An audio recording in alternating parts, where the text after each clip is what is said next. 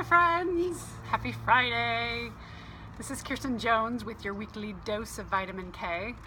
And today, I've done a couple weeks of interviewing other people, and today the flow is to go back and just speak off the top of my head about some things that have been going on.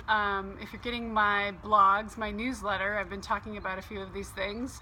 If you're not getting my blog or newsletter, go on to You Go Girl Coaching, and under contact you can sign up to get my newsletter. And I would love people's feedback. I'm trying to figure out a way to post it to Facebook so I can share it more broadly, because I am getting a lot of good feedback on it and would love to hear your thoughts on it as well.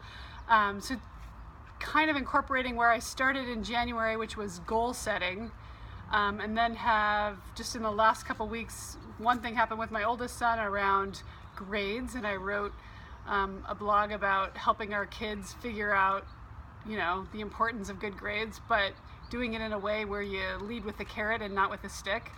And then my middle son having an issue or an opportunity to learn through sports and what was going on with playing club soccer.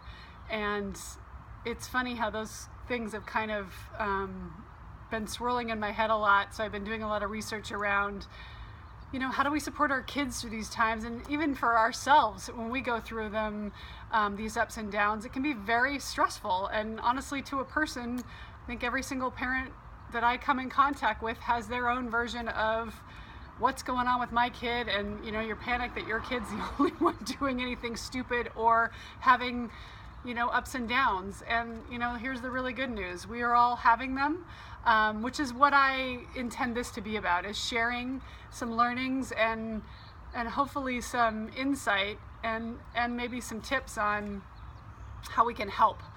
So when I talked about goal setting in the very beginning in January, when I kicked off again, I came up with a one-pager, which again is on my website if you'd like it.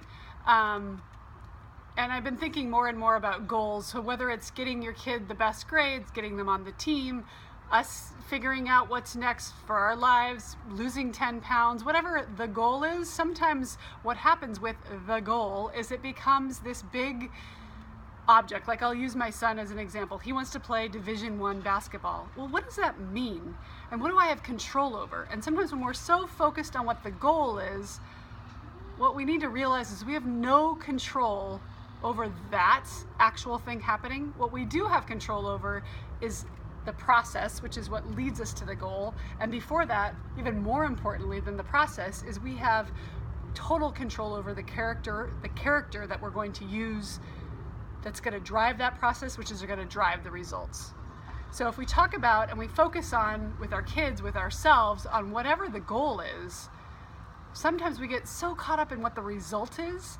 Oh, our team needs to be in the silver division, our team needs to be in the gold division, because that's all that matters. But what we say at least we want to really focus on is getting the best result for our kids, i.e. getting better skills, being a good team player, learning how to lose, learning how to work hard and have failure and move forward.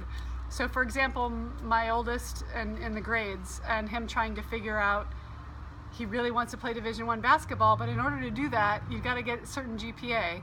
Well, but I don't care about those grades, they're stupid. Sorry, I'm paraphrasing, but occasionally have you ever heard that feedback? So how do you get him to care about it? So I put together this scouting report, which for him, he's a basketball player, so his ultimate goal would be to be seen by recruits as a great kid. So what does that scouting report look like? And what are the characteristics that those coaches are looking for that they would want to have your kid on their team, right? So, and even more importantly, or in the classroom, I said, if you don't have those characteristics in the classroom and on the team, and on the court, that's the most important thing, right? So how do we teach them to coach themselves? I mean, obviously we want to coach them, but I also hear some parents say to me like, it falls on deaf ears whenever I try to tell them anything.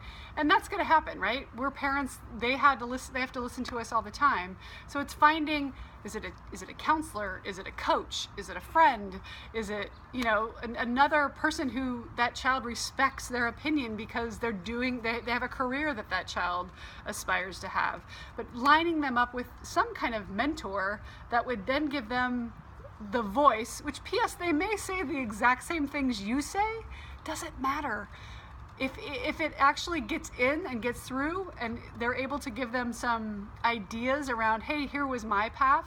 That's what I did with a client this week, actually. Had a very sweet friend who said, hey, I'm an artist. I would be happy to share my path with your client who's young. And she's trying to figure out exactly how I'm going to get there. What does it look like? So she took her through her whole career.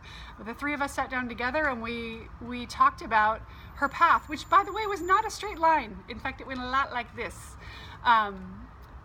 So back to the example of my son and sport and school, understanding what those characteristics are. So for example, there was a chemistry test this week, and needing to get a good grade on a chemistry test. Okay, what are you going to do backing up from that, right? Which is, we got a tutor. Like, okay, that's what we need. Let's get a tutor. There's free tutoring at school. There's tutoring that you can pay for.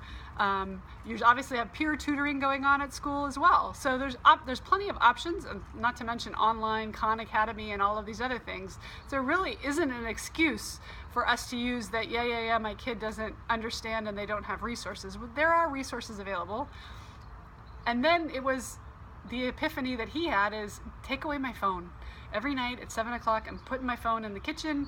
You need to take it. I'm going to study for 3 hours. When it's time to go to bed, I get 30 minutes of Snapchat or whatever it is they do with their friends. And then I'm off to bed. I need to be in bed by 10 in order to do that, right?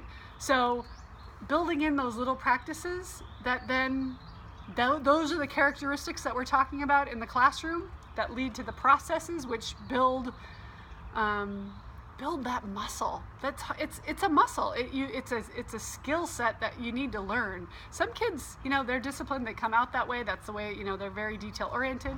Other kids are. It's just not their forte. But it doesn't mean you can't learn it. And even at our age, I hate to always take it back to dog training, but this dog trainer I've been following, and she talks about she can train a 10-year-old dog how to do a new trick. Can't teach old dogs new trick. That means we're capable of learning new tricks too, right? So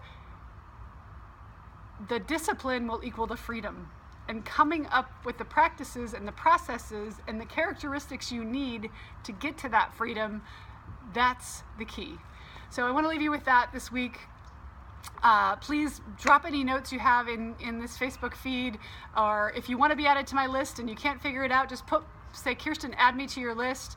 I would love to, again, share these epiphanies as I'm coming across them, and as I share them with my clients, and as I share them with my kids and my friends. It's fun to go on the journey together, and the power of team and us all sharing ideas together makes us better. So have a good weekend. Thanks for tuning in. I'll see you soon. Bye.